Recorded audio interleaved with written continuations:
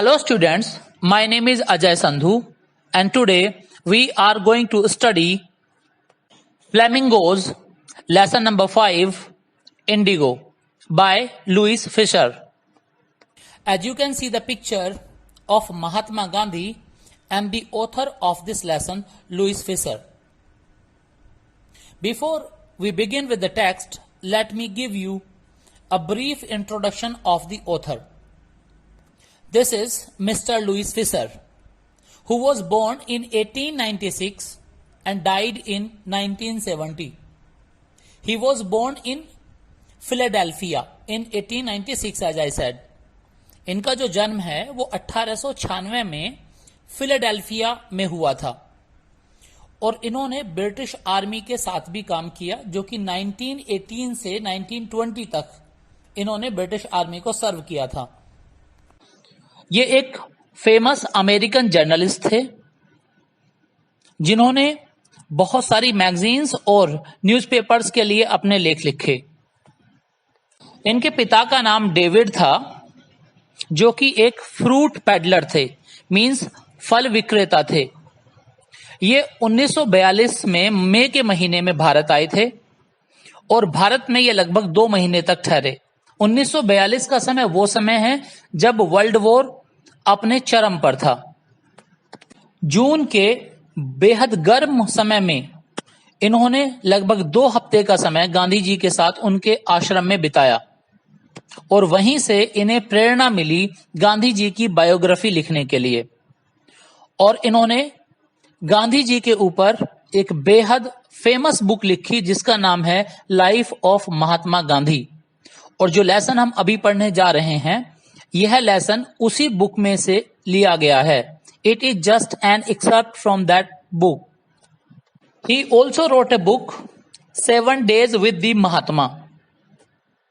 गांधी जी ने बिहार के poor peasants को अंग्रेजों से लिबरेट करने के लिए, प्लांटर से लिबरेट करने के लिए एक आंदोलन चलाया था जिसे इतिहास में इंडिगो मूवमेंट के नाम से जाना जाता है।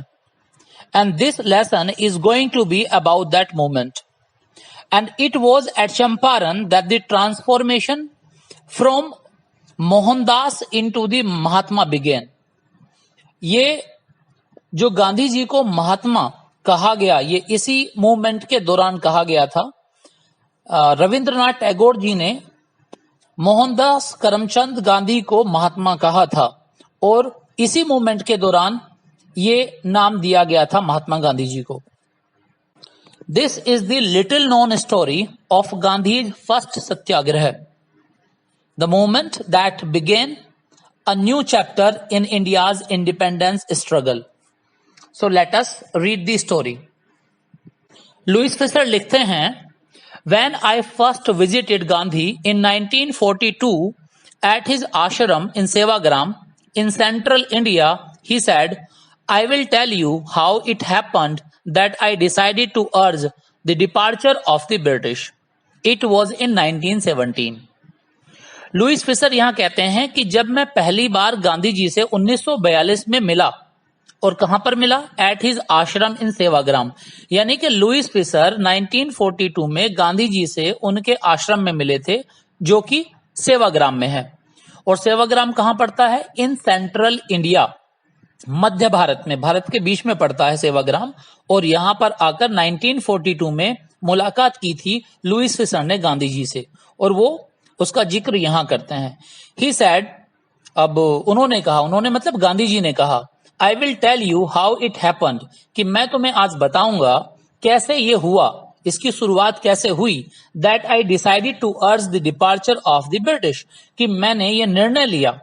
गांधी जी कहते हैं, मैं तुम्हें बताऊंगा कि कैसे शुरुआत हुई, कैसे हुआ ये, कि मैंने डिसाइड किया, क्या डिसाइड किया? To urge the departure of the British, कि जो ब्रिटिश हैं, जो अंग्रेज हैं, मैं उनसे आग्रह करूंगा इस देश को छोड़कर चले जाने के लिए। ये मेरे मन में कैसे आया, ये मैंने कैसे डिसाइड किया, आज मैं तुम्हें बताने वाला हूं कि मैं डिपार्चर के लिए अर्ज करूंगा ब्रिटिश के लोगों से। इट वॉज इन 1917, इसकी शुरुआत हुई थी 1917 में। गांधी जी अब फ्लैशबैक में अपनी स्टोरी बता रहे हैं।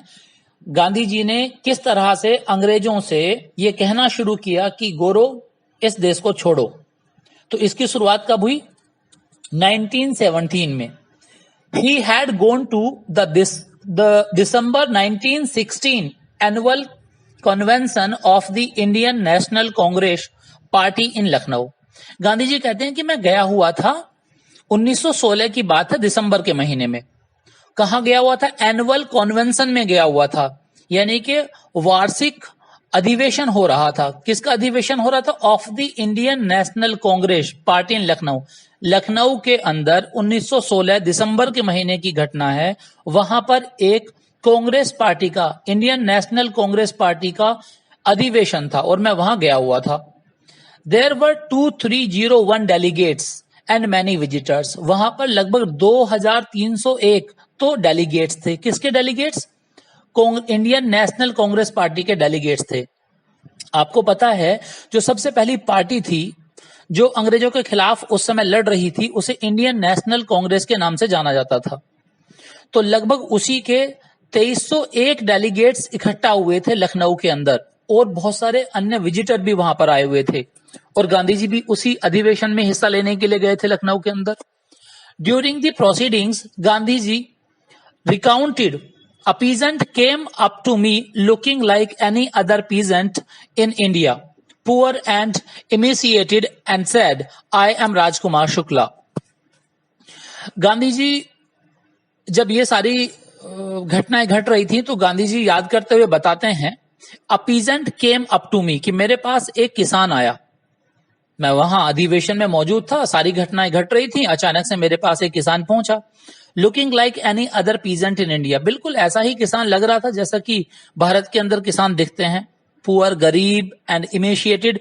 इमेशिएटेड means thin, not very healthy, मरियल सा, एक मरियल सा गरीब सा किसान मेरे पास आया और बोला, आई एम राजकुमार शुक्ला, मेरा नाम राजकुमार शुक्ला है। मतलब उस किसान ने आकर गांधी जी को अपना इंट्रोडक्शन दिया।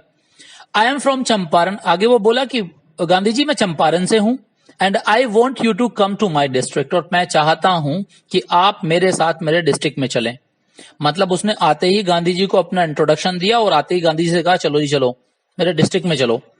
Gandhi had never heard of the place, Gandhi ji ने तो इसका नाम भी नहीं सुना था। जिस जगह की वो जिक्र कर रहा था, राजकुमार शुक्ला ने चंपारण का नाम लिया आकर, और गांधी जी कहते हैं मैंने तो चंपारण का नाम भी नहीं सुना था उससे पहले। It was in the foothills of, अब हमें ये देखना है कि चंपारण कहां था। It was in the foothills of the towering Himalayas near the kingdom of Nepal. Champaran को गांधी जी बताते हैं कि ये बिल्कुल निचले तल पर था, ऊंचे ऊंचे पहाड़ों के बिल्कुल सतह पर यह बसा हुआ था। जो एक किंगडम है नेपाल, नेपाल राज्य है, आज जो नेपाल राज्य है उसके बिल्कुल करीब हिमालयों की सतह में ये बसा हुआ था। अब यहां पर there are few words that we have to take care of. Delegates means representatives, representatives of what? National Congress party के रिप्रेजेंटेटिव्स को हमने डेलीगेट्स कहा है। पीजेंट्स को मैं बता चुका हूं, छोटे मोटे किसानों को हम पीजेंट्स बोलते हैं। इमेसिएटेड का मतलब थिन, पतला, मरियल, हैगर्ड। और Champaran is a place in Bihar where Gandhi ji has to go with Rajkumar Shukla. अब यहां पर लुईस फिशर आपको एक बैकग्राउंड दे रहा है वहां के हालातों के, चंपारण के, वहां पर कौन लोग हैं, how they work and everything you will get to know here. Let's read. Under an ancient arrangement the Champaran peasants were sharecroppers. एक पुराने अरेंजमेंट के तहत, एक पुरानी प्रथा के अंतर्गत, एंशिएंट बोलते हैं ओल्ड, अरेंजमेंट मींस सिस्टम, तो एक पुराने सिस्टम के अनुसार Champaran peasants were share croppers. जो चंपारण के किसान थे वो सारे के सारे बटाईदार थे, यानी कि जमीन को बटाई पर बोते थे। शेयर क्रॉपर्स थे, जो फसल थी उसे शेयर किया करते थे। Rajkumar Shukla was one of them, और राजकुमार शुक्ला उनमें से एक था, यानी कि राजकुमार शुक्ला एक शेयर क्रॉपर था। Bear this term in your head, share cropper. He was illiterate, वो पढ़ा लिखा नहीं था, अनएजुकेटेड था। Illiterate means uneducated but resolute, लेकिन उसकी क्वालिटी क्या थी? वो डिटरमाइंड था, दृढ़ निश्चयी था। रेजोल्यूट बोलते हैं डिटरमाइंड, जो अपने जो ठान ले वो करके दिखाए, उसे हम रेजोल्यूट बोलते हैं। तो यहां पर उसकी क्वालिटी बताई गई है, वो अनपढ़ जरूर था लेकिन था अपने निश्चय पे टिका रहने वाला। He had come to the Congress session to complain about the injustice of the landlord system in Bihar। अच्छा, वो क्यों आया था कांग्रेस सेशन में? वो यहाँ कांग्रेस के अधिवेशन में लखनऊ में आया था कंप्लेन करने के लिए। किस चीज की कंप्लेन? उस अन्याय के खिलाफ कंप्लेन जो कि जमींदार बिहार के अंदर किसानों पर कर रहे थे। यानी कि बिहार में चंपारण डिस्ट्रिक्ट के अंदर जो लैंडलॉर्ड थे, जो जमींदार थे, वो बहुत ज्यादा अन्याय कर रहे थे गरीब किसानों के ऊपर। और इस अन्याय के खिलाफ आवाज उठाने के लिए राजकुमार शुक्ला आ पहुंचा लखनऊ कांग्रेस के अधिवेशन में और गांधी जी से आकर मिला। एंड कैसे पहुंचा वहां पर वो, गांधी जी का उसे कैसे पता चला? And somebody had probably said speak to Gandhi. शायद किसी ने उससे कहा था कि भाई इस मुद्दे के बारे में गांधी जी से जाके बात करो। वो गांधी जी को शायद जानता भी नहीं होगा, लेकिन किसी ने बता दिया कि तुम्हारी अगर थोड़ी बहुत मदद कोई कर सकता है इस मुद्दे पर तो वो गांधी जी कर सकते हैं, तो तुम जाओ और गांधी जी से जाकर मिलो। बस इतना किसी ने बोला था और वो दौड़ा चला आया। Gandhi told Shukla he had an appointment in Kanpur and was also committed to go to other parts of India। Gandhi ji ने शुक्ला को बोला, जब शुक्ला ने कहा चलो जी हमारे साथ चंपारण, तो गांधी जी ने कहा देखो भाई शुक्ला, मेरे अपॉइंटमेंट हैं, मुझे भी कानपुर जाना है और भारत के अन्य हिस्सों में भी पहले से मेरे अपॉइंटमेंट फिक्स हैं, तो मैं ऐसे तो तुम्हारे साथ नहीं चल सकता। He was also committed, committed means dedicated, पहले से उन्होंने डेट दे रखी थी भारत के अन्य हिस्सों में लोगों को, तो वहां गांधी जी को जाना था, उससे पहले कानपुर जाना था। Shukla accompanied him everywhere, Shukla पीछे पड़ गया, शुक्ला पीछे पीछे हर जगह गया। अकम्पनी मीन्स साथ साथ जाना, तो शुक्ला ने गांधी जी का पीछा नहीं छोड़ा, जहां जहां गांधी जी गए साथ साथ गया। Then Gandhi return to his ashram near Ahmedabad. बाकी घूम घाम के गांधी जी, जैसे कानपुर जाना था कानपुर हो आए, अन्य हिस्सों में जाना था भारत के वहां हो आए, सब जगह घूम घाम के गांधी जी अपने आश्रम में पहुंचे जो कि अहमदाबाद में था। तो Shukla followed him to the ashram, Shukla भी उनके पीछे पीछे आश्रम में पहुंच गया। बोले चलो गांधी जी, जहां आप चलोगे आपके साथ चलूंगा, तो उनके आश्रम में ही पहुंच गया। For weeks he never left Gandhi side, हफ्तों तक उसने गांधी जी का पीछा नहीं छोड़ा, गांधी जी के पीछे लगा रहा। और क्या बोलता था? Fix a date he bagged, वो हमेशा विनती करता, आग्रह करता, हाथ जोड़ता और गांधी जी से कहता एक डेट दे दो, फिक्स अ डेट। वो बार बार गांधी जी से डेट मांगता। Impressed by the sharecropper's tenacity and story, Gandhi said, I have to be in Calcutta on such and such a date। Impressed by the sharecropper's tenacity, उस बटाईदार, यानी कि बटाईदार कौन? राजकुमार शुक्ला। राजकुमार शुक्ला की अड़ियलपन, जिद, दृढ़ निश्चय से इंप्रेस होकर गांधी जी ने कहा I have to be in Calcutta on such and such a date. मैं भैया कलकत्ता आऊंगा इस डेट में, इस डेट में मुझे भाई कलकत्ता आना है। गांधी जी ने फाइनली उसे डेट बता दी। और क्यों बता दी? क्योंकि वो उसकी स्टोरी और टेनासिटी, टेनासिटी मीन्स दृढ़ निश्चयता, this is a synonym to the word we have already used, resolute or resolution, it's a noun। तो गांधी जी उसकी टेनासिटी और उसकी स्टोरी से इंप्रेस होकर बोले कि मैं इस डेट में कलकत्ता आ रहा हूं, come and meet me and take me from there, आओ कलकत्ता में आके मुझसे मिलो और वहां से मुझे अपने साथ ले चलो। मंथ्स पास्ड, महीनों गुजर गए। उसके बाद Shukla was sitting on his haunches at the appointed spot in Calcutta when Gandhi arrived। He waited till Gandhi was free। अच्छा, महीनों बाद जब गांधी जी वहां पर पहुंचे, जो डेट दी थी वो शायद महीनों बाद की दी थी, तो महीनों बाद जब गांधी जी वहां पहुंचे तो गांधी जी ने देखा कि उनके पहुंचने से पहले ही राजकुमार शुक्ला, हॉन्चेस, हॉन्चेस बोलते हैं उखड़वा बैठना, तो गांधी जी ने देखा कि राजकुमार शुक्ला उनके पहुंचने से पहले ही उस नियत स्थान पर, जो जगह बताई थी, बैठा हुआ है। राजकुमार शुक्ला उखड़वा बैठा हुआ है, पहले से ही वेट कर रहा है गांधी जी के आने से पहले से। और उसने तब तक वेट किया जब तक कि गांधी जी अपने कार्यों से मुक्त नहीं हो गए। जब गांधी जी ने अपना सारा काम निपटा लिया तो वो गांधी जी के पास गया। Then the two of them boarded a train for the city of Patna in Bihar. तब दोनों के दोनों एक ट्रेन में चढ़ गए और वो ट्रेन कहां जा रही थी? पटना। इसका मतलब ये हुआ कि दोनों के दोनों कलकत्ता से पटना के लिए ट्रेन में बैठ गए। अब वो आगे बढ़ रहे हैं पटना की तरफ। Here are a few words that you have to bear in mind. Tenacity, determination. Haunches, to sit on things. Boarded, get on means chadna. Yeoman means a laborer. These next words will come in the next slide. There, Shukla led him to the house of a lawyer named Rajendra Prasad, who later became the president of the Congress Party and of India. तो वहां पर सबसे पहले शुक्ला गांधी जी को लेकर पहुंचा एक बहुत ही प्रसिद्ध वकील के घर पर, जो बिहार के बहुत ही फेमस लॉयर थे, राजेंद्र प्रसाद, जो कि बाद में कांग्रेस पार्टी के प्रेसिडेंट बने और फिर इंडिया के भी प्रेसिडेंट बने। तो सबसे पहले शुक्ला उन्हें राजेंद्र प्रसाद जी के घर पर लेकर पहुंचा। Rajendra Prasad was out of town. उस समय राजेंद्र प्रसाद घर पर मौजूद नहीं थे।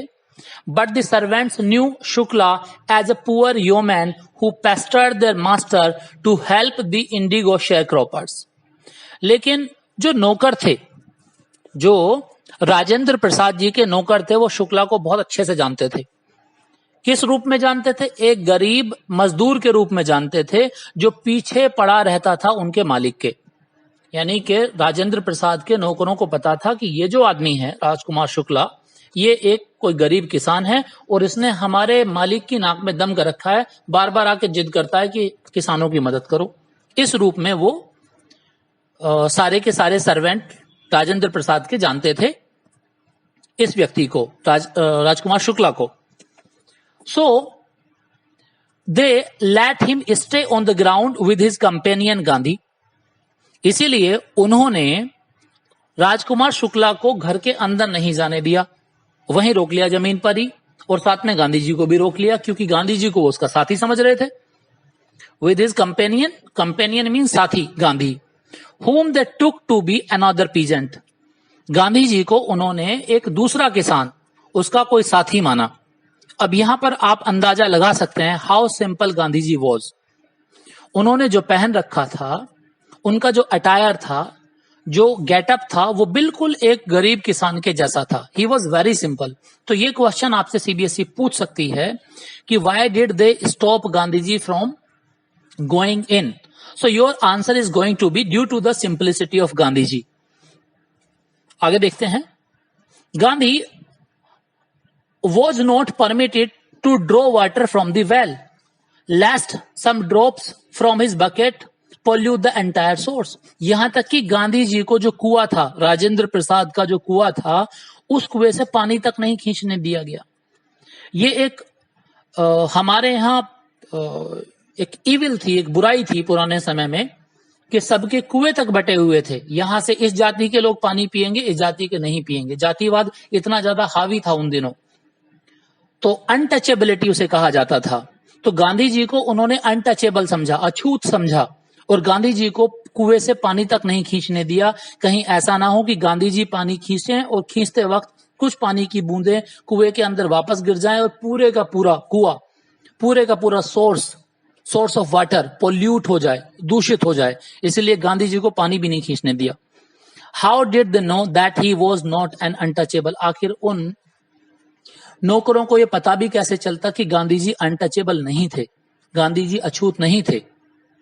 Gandhi decided to go first to Muzaffarpur which was en route to Champaran. Gandhi ji ने पहले निश्चय किया कि वो पहले मुजफ्फरपुर जाएंगे, और जो मुजफ्फरपुर था वो चंपारण के रास्ते में पड़ता था। En route to Champaran, on the way. En route to बोलते ऑन द वे। तो चंपारण के रास्ते में पड़ता था मुजफ्फरपुर, और गांधी जी ने डिसाइड किया कि भाई पहले वो मुजफ्फरपुर जाएंगे। क्यों जाएंगे? To obtain a more complete information about conditions then Shukla was capable of imparting.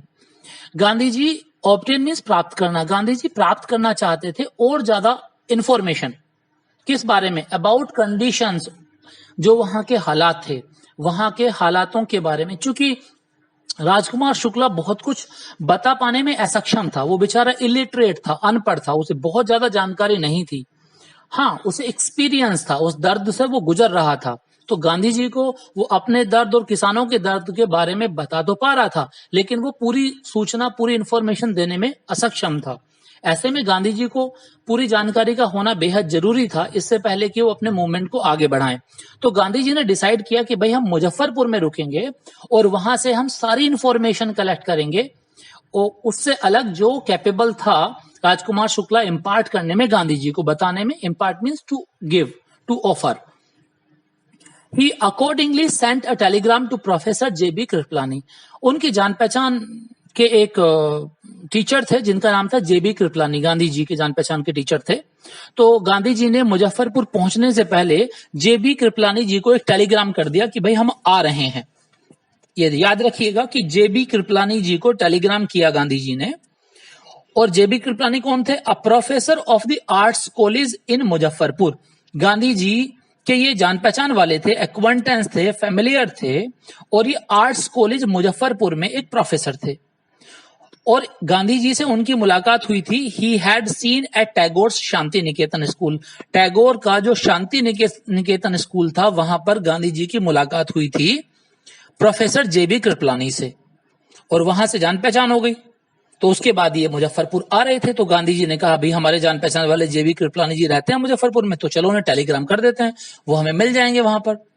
The train arrived at midnight 15 अप्रैल 1917। तो गांधी जी रात के लगभग आधी रात के 12 बजे के 11-12 बजे के आसपास पहुंचते हैं मुजफ्फरपुर में। 15 अप्रैल 1917 में गांधी जी पहुंचे वहां पर। 15 अप्रैल याद रखिएगा, और आधी रात का समय था जब गांधी जी वहां पहुंचे।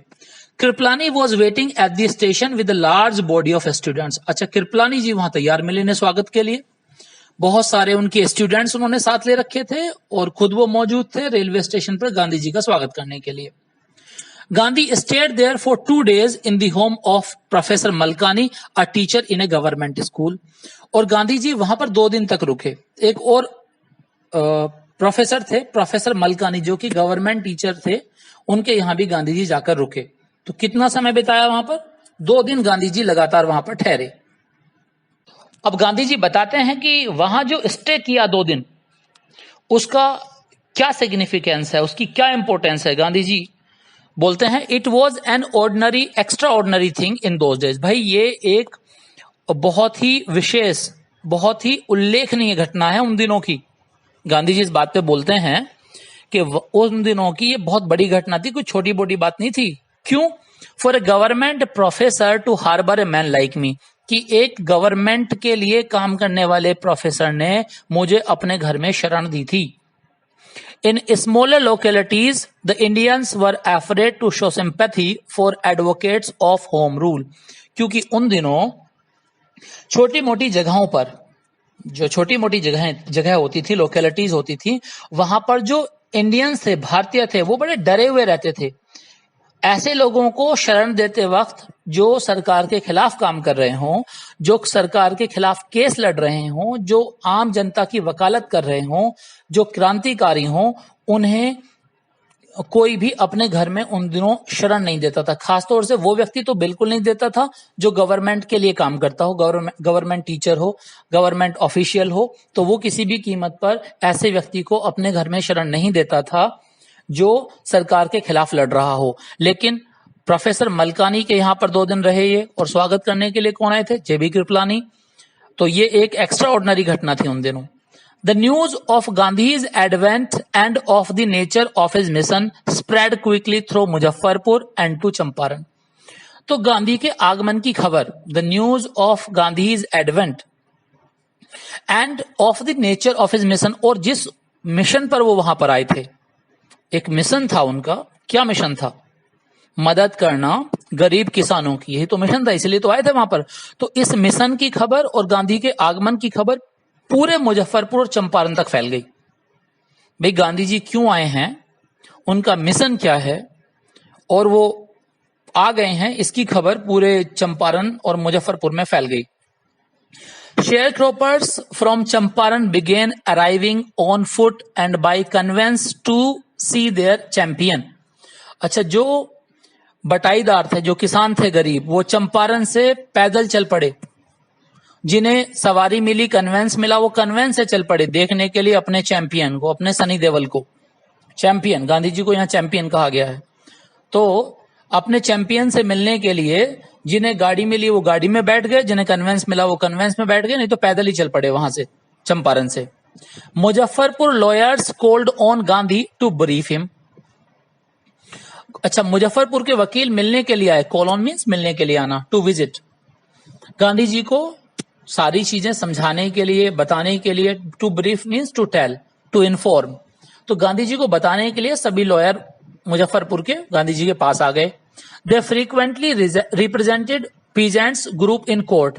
ये जो वकील थे, ये आमतौर से बहुधा, बहुत अधिक यही रिप्रेजेंट किया करते थे किसानों के केसों को। जितने भी केसेस हुआ करते थे कोर्ट के अंदर, जो भी किसानों के केस लड़े जाते थे, यही वो वकील थे जो किसानों के केस लड़ा करते थे कोर्ट के अंदर। They told him about their cases and reported the size of their fee. तो ये वकील आए, इन वकीलों ने आके सारी अपनी केसेस की रिपोर्ट गांधी जी को सौंपी कि देखिए ऐसे ऐसे केस चल रहे हैं और इन इन हालातों में ये केस लड़े जा रहे हैं। और साथ में उन्होंने गांधी जी को बताया कि भैया हम इतनी फीस लेते हैं किसानों से इन केसेस को लड़ने के लिए। Here are the words. Extraordinary means exceptional or remarkable. Harbor means to entertain or to shelter. Sympathy means support. Advocate means to support or the supporter. Advent means arrival and conveyance means transportation. Now the next slide. Gandhi ji chided the lawyers for collecting big fee from the sharecroppers. अब गांधी जी ने फटकार लगाई। chided means डांट मारना, डांट पेलना। वकीलों को डांट पेली। क्यों पेली? फॉर कलेक्टिंग, भाई तुम इतनी ज्यादा फीस लेते हो इन गरीब किसानों से, इन शेयर क्रॉपर से, तुम्हें शर्म नहीं आती? तुम इतने पैसे लेते हो, इतनी फीस लेते हो, इतनी बड़ी फी तुमने रखी हुई है इनके केस लड़ने के लिए। He said, I have come to the conclusion that we should stop going to the law courts. और साथ में गांधी जी बोले कि भाई देखो, मैं इस निष्कर्ष पे पहुंचा हूं, मैं इस कंक्लूजन पे पहुंचा हूं कि हमें कानून का सहारा लेना छोड़ देना चाहिए। हमें अदालतों में अपने केस डालने बंद कर देने चाहिए। हमें कानून के पास जाना बंद कर देना चाहिए। क्यों? Taking such cases to the courts does little good. ऐसे केसेस को अदालत में ले जाने से कोई फायदा नहीं होता। आप लड़ते रहिए ये केस अदालत के अंदर, कोई भला नहीं होता है इनसे। Where the peasants are so crushed and fear stricken, जहां किसान इतने ज्यादा दबे कुचले हों। क्रस्ड मीन्स दबे कुचले, फियर स्ट्राइकन मीन्स भयभीत, जहां पर किसान इतने ज्यादा शोषित हों, उनका इतना शोषण किया जा रहा है, एक्सप्लॉइटेड हों और इतने ज्यादा भय से ग्रसित हों। लो कोर्ट्स आर यूजलेस, ऐसी जगह कानून का कोई फायदा नहीं होता। ऐसी जगह अदालतें बेफालतू हो जाती हैं, बेकार हो जाती हैं। द रियल, सनी देओल का डायलॉग, इनके अंदर से इनके भय को मारो, कातिया अपने आप मर जाएगा। इन द सेम वे, इनके अंदर जो डर है किसानों के अंदर, वो डर जब तक है अदालत में जाके कुछ नहीं होना। The real relief for them is to be free from fear.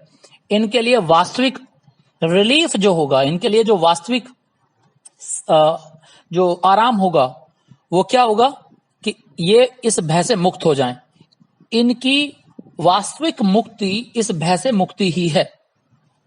Most of the arable land in the Champaran district was divided into large estates owned by Englishmen and worked by Indian tenants. जो ज्यादातर arable land थी, arable means agriculture के लायक, खेती बाड़ी के लायक, जो ज्यादातर खेती बाड़ी के लायक जमीन थी चंपारण के अंदर, उसे बड़े बड़े स्टेट्स में बांटा गया था। That was divided into large states. उन्हें बड़ी बड़ी रियासतों में बांट रखा था। और वो रियासतों पर मालिकाना हक किसका था? ओन्ड बाय इंग्लिशमैन, अंग्रेजों का उन पर हक था। अंग्रेज उसके मालिक थे उन स्टेट्स के। और उन पर काम कौन करता था? वर्कड बाय इंडियन टेनेंट्स, जो बटाईदार थे, भारतीय मजदूर, चंपारण के किसान, वो उन स्टेट्स पर जाकर काम करते थे। स्टेट्स किसके कब्जे में थी? अंग्रेजों के, लैंडलॉर्ड्स के। काम कौन करते थे? इंडियंस करते थे। The chief commercial crop was Indigo. उन दिनों की मुख्य व्यापारिक फसल, जो व्यापारिक फसल थी, जिसका व्यापार सबसे ज्यादा होता था, जिस फसल का, वो फसल इंडिगो थी। इंडिगो मीन्स नील की खेती हुआ करती थी। जो नील होता है कपड़ों में लगाने का, ऑफ कोर्स उसी की बात कर रहे हैं, उसे इंडिगो कहते हैं। तो उन दिनों नील को बोया जाता था, उसकी फसल उगाई जाती थी, और ये एक कॉमर्शियल क्रॉप थी, एक व्यापारिक फसल थी। बहुत अच्छा मुनाफा मिलता था अगर हम नील की खेती करें और बेचें उसे बाहर। तो the landlords compelled all tenants to plant 3/20 और 15% of their holdings with indigo and surrender the entire indigo harvest as rent। ये पॉइंट इंपॉर्टेंट है, इसको आप ध्यान से समझिएगा। जो यही इनकी दिक्कत है किसानों की, किसानों का दर्द और दुख जो है वो इन्हीं 2 सेंटेंसेस में छिपा हुआ है। गांधी जी इन्हीं 2 सेंटेंसेस को हटाने के लिए यहां पर आए हैं। द लैंडलॉर्ड्स जो थे वो कंपेल्ड किया करते थे, कंपेल्ड मींस फोर्स्ड, मजबूर किया करते थे सभी टेनेंट्स को, मतलब सभी बटाईदारों को, सभी किसानों को, जो लैंडलॉर्ड थे, जो मालिक थे उस जमीन के, जिन्हें हम जमींदार कहते हैं, वो जमींदार इन किसानों को मजबूर किया करते थे कि तुम 15% लैंड पर, जितनी भी टोटल जमीन है, इसके 15% जमीन पर तुम सिर्फ और सिर्फ इंडिगो बोओगे, सिर्फ नील बोओगे, और उस सारी फसल को हमें दोगे। मतलब 15% पर नील की खेती करना कंपलसरी था, और वो सारी की सारी नील की खेती सरेंडर करनी होती थी, सबमिट करनी होती थी, सौंप देनी होती थी इन किसानों को, सॉरी इन लैंडलॉर्ड्स को। किसके रूप में? टैक्स के रूप में, रेंट के रूप में। This was done by long term contract, और ऐसा पुराने समय से कॉन्ट्रैक्ट हो रखा था लैंडलॉर्ड और किसानों के बीच में, और वो कॉन्ट्रैक्ट लगातार चले जा रहा था, और इससे बहुत ज्यादा एक्सप्लॉइटेड फील करते थे फार्मर्स कि हमें इतना ये बोना होता है, ये खेती करते हैं, सारी की सारी इन्हें दे देते हैं, ये मार्केट में जाके अपना पैसा कमाते हैं। तो इससे बहुत परेशान थे किसान। Here are the difficult words. Chided means to criticise और स्कोल्ड, डांट लगाना या बुराई करना। फिर स्ट्राइकन मीन्स भयभीत, afraid. Arable means land suitable for farming, खेती बाड़ी के लायक जमीन। और tenants means occupants paying rent in cash और काइंड, जो टैक्स देते हैं, जो रेंट देते हैं, कोई चीज रेंट पे लेते हैं, यानी कि जमीन को ये रेंट पे लेते थे, लैंडलॉर्ड से उस पर काम करते थे, तो इन्हें हम टेनेंट्स या शेयर क्रॉपर्स बोलते हैं। स्टेट मीन्स प्रॉपर्टी, और कंपेल्ड मीन्स फोर्स, मजबूर करना। मतलब ये था कि चंपारण डिस्ट्रिक्ट और बिहार में जो ब्रिटिशर्स थे, उन्होंने इम्पोज किया हुआ था एक system. The Britishers had imposed a system called tinkathia. इसमें दे नहीं रखा है बुक में, मैं I am telling this from my side. इस सिस्टम को तिनकठिया कहा जाता था, और इस सिस्टम के तहत जो टेनेंट्स होते थे, फार्मर्स होते थे, उन्हें मजबूर किया जाता था इंडिगो ग्रो करने के लिए। इंडिगो मीन्स अ ब्लू डाई, और कम से कम 15% ऑफ द लैंड, जो 15% जमीन होती थी, या उसे कह दो 3 out of 20 parts of third land, ऐसा भी कह सकते हैं, लेकिन आप सिंपल टर्म्स में 15% ऑफ द लैंड याद रखिए। तो 15% ऑफ द लैंड पर they were forced to grow indigo, and that was their problem. यही उनकी किसानों की प्रॉब्लम थी। चलो यहां तक भी चल रहा था, कोई दिक्कत नहीं है। 15% किसान उगाते थे और अंग्रेजों को दे दिया करते थे, प्लांटर्स को, लैंडलॉर्ड्स को दे दिया करते थे। लेकिन इसके बाद एक नई प्रॉब्लम, एक बहुत बड़ी प्रॉब्लम सामने आई, और वो प्रॉब्लम थी धोखेबाजी की। प्लांटर्स ने किसानों के साथ एक धोखा किया, और वो धोखा क्या है? Let's study. Presently the landlords learned that Germany had developed synthetic Indigo. अभी हाल ही में जो लैंडलॉर्ड्स थे उन्हें पता चला कि जर्मनी ने सिंथेटिक इंडिगो डेवलप कर लिया था। सिंथेटिक इंडिगो मतलब, सिंथेटिक इंडिगो का मतलब है उन्होंने केमिकल से नील बनाना शुरू कर दिया था। जर्मनी के अंदर केमिकल से नील बनना शुरू हो गया था। इस बात की जानकारी किसे हुई? अंग्रेजों को, लैंडलॉर्ड्स को हो गई। They thereupon obtained agreements from the sharecroppers to pay them compensation for being released from the 15% arrangement. इसीलिए उन्होंने क्या किया? उन्होंने एक नया एग्रीमेंट बनवा लिया। अंग्रेजों ने, लैंडलॉर्ड्स ने एक नया एग्रीमेंट ऑब्टेन किया और शेयर क्रॉपर्स से, और वो क्या था कि भाई तुम एक काम करो, पे अस कंपनसेशन, तुम हमें एक मुआवजा दे दो, एक फिक्स बता दो कि इतना पैसा दोगे हमें, हम तुम्हें रिलीज कर देंगे। ये जो 15% का अरेंजमेंट है, ये जो 15% जमीन पे तुम्हें नील बोना ही बोना पड़ता है, उगाना ही उगाना पड़ता है, इससे हम तुम्हें मुक्त कर देंगे। बताओ तुम हमें एक मुश्त एक साथ कितना पैसा दोगे, क्या कंपनसेशन दोगे, इसके लिए हम एग्रीमेंट बना लेते हैं। तो इस तरीके से एक नया एग्रीमेंट लेकर वो किसानों के सामने आ गए कि भाई अब तुम हमें बस एक साथ पैसे दे दो, अब हम तुमसे नील नहीं लेंगे, 15% पे नील नहीं की खेती नहीं करवाएंगे। अब किसान बेचारे भोले भाले थे। The share cropping arrangement was irksome to the peasants, जो ये शेयर क्रॉपिंग अरेंजमेंट था, जो नील को उगाने वाला अरेंजमेंट था, व्यवस्था थी, ये बहुत ज्यादा परेशान करने वाली थी किसानों को। इक्सम बोलते हैं इरिटेटिंग, ये बहुत ज्यादा परेशान करने वाली थी। एंड मैनी साइंड विलिंगली, तो तुरंत बहुत सारे किसान तैयार हो गए, हाँ जी हाँ, हमें मुक्त करो 15% से, हम दूसरा आपसे एग्रीमेंट करने को तैयार हैं, हम आपको कंपनसेशन दे देंगे, करवाओ साइन, आप कहाँ करवाते हो। तो बहुत सारे किसान साइन करने के लिए तैयार हो गए। दोज हु रेसिस्टेड, लेकिन उनमें से कुछ समझदार किसान भी थे जिनका दिमाग चलता था, जो सोचते थे कि अंग्रेज कुछ भी ऐसे ही नहीं करते हैं, कोई ना कोई चाल होगी इनकी इसके पीछे, ये अंग्रेज ऐसे तो मुक्त नहीं करते भाई, कोई ना कोई तो चाल जरूर होगी। तो थोड़े बहुत जो समझदार किसान थे उन्होंने इसकी खिलाफत की। दोज हु रेसिस्टेड, जिन्होंने इसकी खिलाफत की, एंगेज लॉयर्स, उन्हें केस लड़ने के लिए अपने वकील करने पड़े। भाई अब उन्हें केस लड़ना पड़ेगा इन प्लांटर्स से, तो उन्होंने अपने वकील कर लिए। द लैंडलॉर्ड्स हायर्ड ठग्स, और लैंडलॉर्ड्स ने उनकी अक्ल सही करने के लिए, जो ऐसे किसान थे खिलाफत कर रहे थे, मुस्टंडे हायर कर लिए। ठग मीन्स लठैत, जो डंडा बजाते थे, जो आके किसानों को पीटा करते थे, तो लैंडलॉर्ड्स ने कुछ लठैत हायर कर लिए कि भाई जो ना माने जाके कूटो उसे। Meanwhile, the information about synthetic indigo reached the illiterate peasants who had signed. उसी दौरान ये जो इंडिगो क्या बोलते हैं, इंडिगो बन गया था वहां पे, सिंथेटिक इंडिगो बन गया था, जो सिंथेटिक इंडिगो की न्यूज थी वो बेचारे उन अनपढ़ किसानों तक भी पहुंच गए जिन्होंने साइन कर दिया था। अब वो अपना माथा पीटने लगे, अब उन्हें पता चला तेरी ये क्या है, मतलब इन्होंने धोखे से हमसे साइन करा लिए। And they wanted the money back, उन्होंने भी अपने पैसे वापस मांगने शुरू कर दिए कि हम तो वही देंगे 15%, हम तो पुरानी व्यवस्था पे ही रुकेंगे, हमें नहीं देने तुम्हें एक कंपनसेशन। तो उन्होंने अपने पैसे वापस मांगने शुरू कर दिए। At this point Gandhi arrived in Champaran, यही वो समय है जब कुछ किसान पैसे मांग रहे थे जो साइन कर चुके थे, कुछ विरोध कर रहे थे कि हम नई व्यवस्था के तहत आपको एक मुफ्त मुआवजा नहीं देने वाले हैं। इसी टाइम पर गांधी जी का आगमन हुआ चंपारण के अंदर। He began by trying to get the fact, और गांधी जी ने शुरुआत की सबसे पहले सच को जानने से, फैक्ट्स इकट्ठा करने से। गांधी जी लग गए चारों तरफ और सूचनाओं का एकत्रीकरण करना शुरू किया, कलेक्शन ऑफ इंफॉर्मेशन में लगे गांधी जी पहले। First he visited the secretary of the British landlords association, जो चंपारण के अंदर एक लैंडलॉर्ड्स की एसोसिएशन थी, एक संगठन था, जो जितने भी जमींदार थे उनका एक संगठन था, तो उसका एक सेक्रेटरी था। तो गांधी जी सबसे पहले उस सेक्रेटरी से मिलने के लिए गए। किसके सेक्रेटरी से? द ब्रिटिश लैंडलॉर्ड्स एसोसिएशन के सेक्रेटरी से गांधी जी सबसे पहले मिलने के लिए गए। उससे जाके बातचीत की होगी कि भैया ये क्या चल रहा है।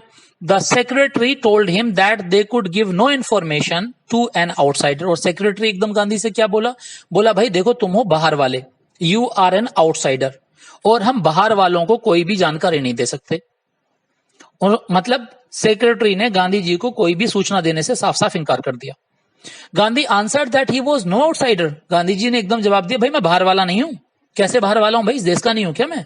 गांधी जी सीधे बोले कि भाई आई एम नो आउटसाइडर, मैं बाहर वाला नहीं हूं। नेक्स्ट, अब वहां से तो कोई हेल्प नहीं मिली, मतलब सेक्रेटरी ने गांधी जी को कोई इंफॉर्मेशन नहीं दी, तो फिर गांधी जी क्या करें। Next, Gandhi called on the British official commissioner of the Tirhut division in which the Champaran district ले। अच्छा, उन दिनों जो स्टेट्स होते थे, जो क्षेत्र होते थे, वो बटे होते थे डिविजन्स में, अभी भी हैं हमारे यहाँ पर डिवीजन सिस्टम, मंडल जिसे हम बोलते हैं। तो वहां पे जो चंपारण था वो किस मंडल में पड़ता था? तिरहुत, तिरहुत डिवीजन में पड़ा करता था चंपारण। तो तिरहुत डिवीजन में जो ब्रिटिश ऑफिशियल कमिश्नर था उससे मिलने के लिए गांधी जी गए। Next, Gandhi ji called on means visited the British official commissioner, जो ब्रिटिश कमिश्नर था, ऑफिशियल कमिश्नर था तिरहुत डिवीजन का, उसके पास मिलने के लिए गए, जो कि चंपारण डिस्ट्रिक्ट में पड़ता था।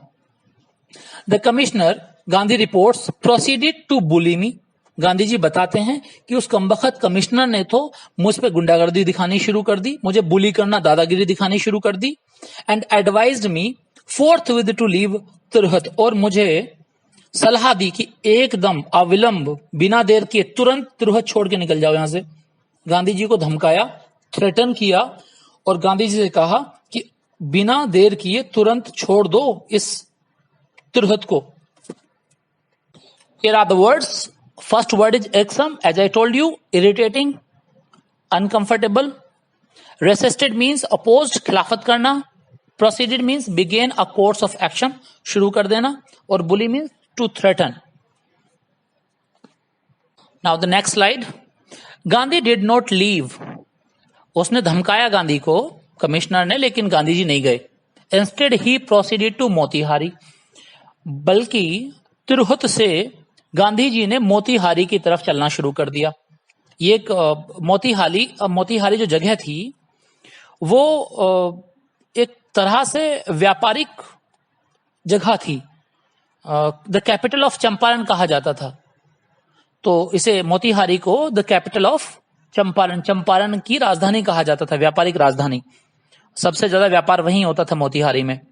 तो सेवरल लॉयर्स अकम्पनीड हिम, और बहुत सारे वकील भी गांधी जी के साथ मोतीहारी की तरफ चल पड़े। कहां से जा रहे हैं इस समय?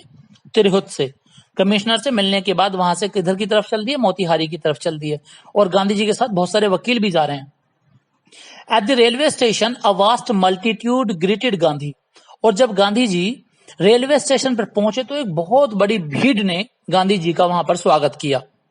जब गांधी जी पहुंच गए वहां मोतीहारी, तो रेलवे स्टेशन पर बहुत सारे किसान, बहुत सारे लोगों ने उनका स्वागत किया।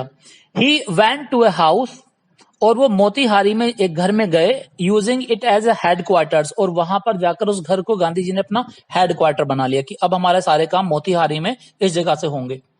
कंटिन्यूड हिज इन्वेस्टिगेशंस, लगातार वहां से जांच पड़ताल गांधी जी करते रहे, मोतीहारी के उस घर से अपने हेडक्वार्टर बना के उसे।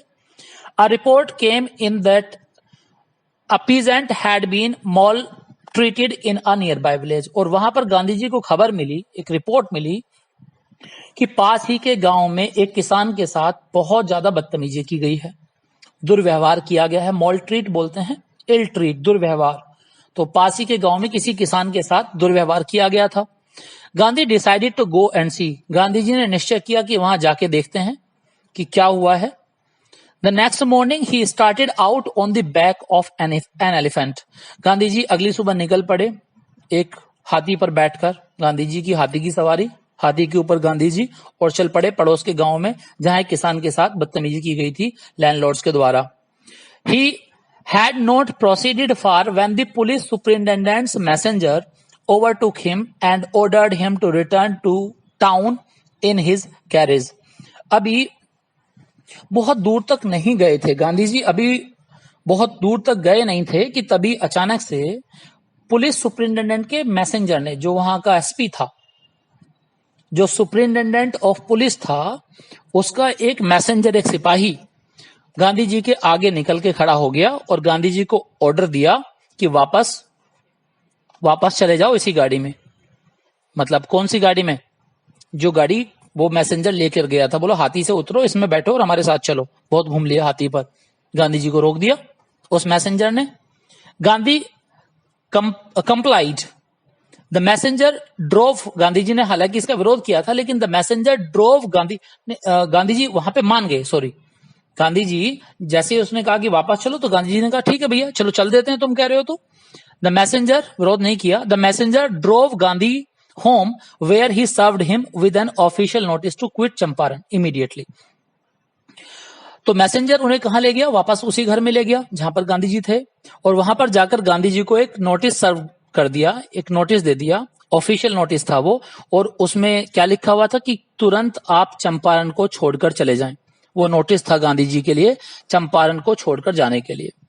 Gandhi signed a receipt, Gandhi ji ने एक्नॉलेजमेंट ले लिया, मतलब रिसिप्ट पे साइन कर दिए नोटिस के लिए, एंड रोट ऑन इट, उसके ऊपर लिखा that he would disobey the order, कि गांधी जी इस आदेश का की अवमानना करते हैं, इस आदेश को गांधी जी मानने से इनकार करते हैं। मतलब गांधी जी ने चंपारण को छोड़कर जाने से साफ साफ इनकार कर दिया। Now the story continues in the next video. Thank you.